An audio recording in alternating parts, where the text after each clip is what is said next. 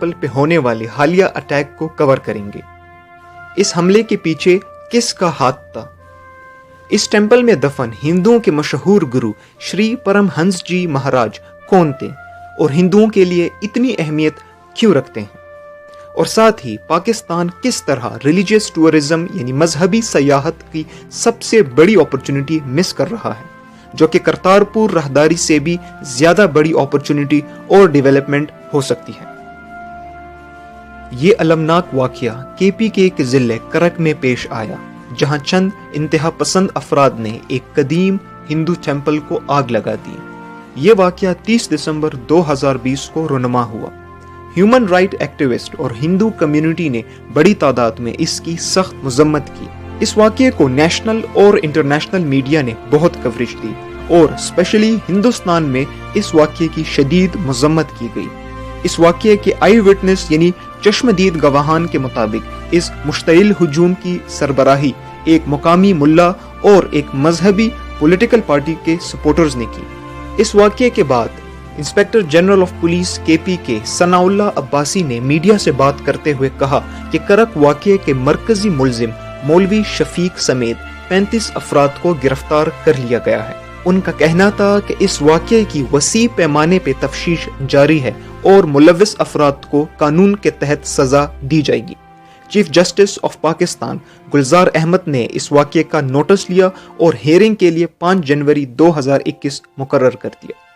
Apex court کی summary کے مطابق نیشنل اسمبلی کے ممبر اور پاکستان ہندو کونسل کے چیف رمیش کمار نے سپریم کورٹ کراچی میں درخواست دائر کی۔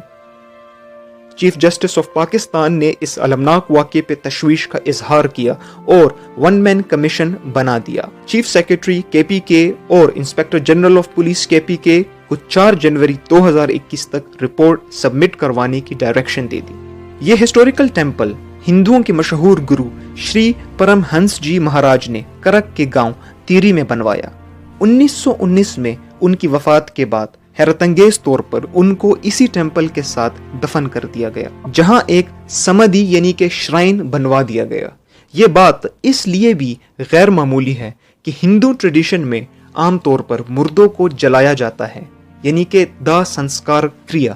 شری پرم ہنس جی مہاراج 1844 میں ہندوستان کے صوبے بہار میں چھپڑا میں پیدا ہوئے۔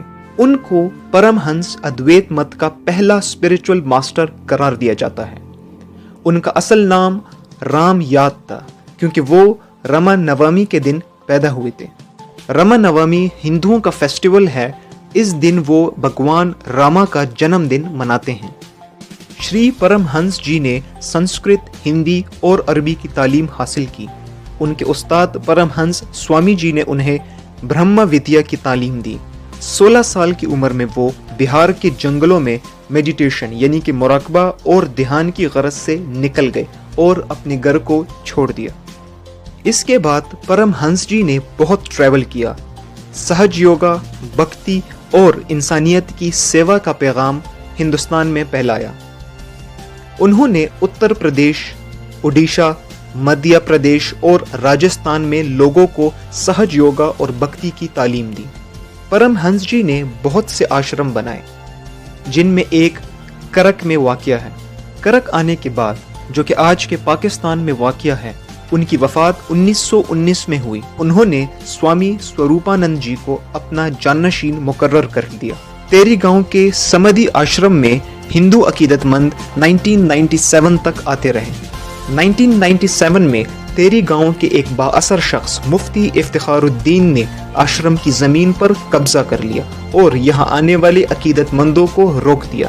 حکومت پاکستان کو ہندوؤں کے اس قدر مشہور اسپرچول لیڈر کی آخری آرام گاہ اور آشرم کو بحال کرنا چاہیے، جس طرح سکھوں کے عظیم پیشوا بابا گرو نانک کے گرودوارے جہاں وہ دفن ہیں کرتارپور راہداری بنوائی گئی اور سکھوں کو پاکستان آنے کے لیے انکریج کیا گیا، جس سے ریلیجیس ٹورزم کو پروموشن ملی۔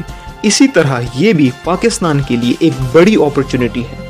اس آشرم کو بھی اگر ڈیولپ کیا جائے اور پروموٹ کیا جائے تو پاکستان کا سافٹ امیج بھی پروموٹ ہوگا اور ساتھ ہی مذہبی سیاحت بھی پروموٹ ہوگی، جس سے پاکستان کی اکانومی کو بے حد فائدہ ہو سکتا ہے۔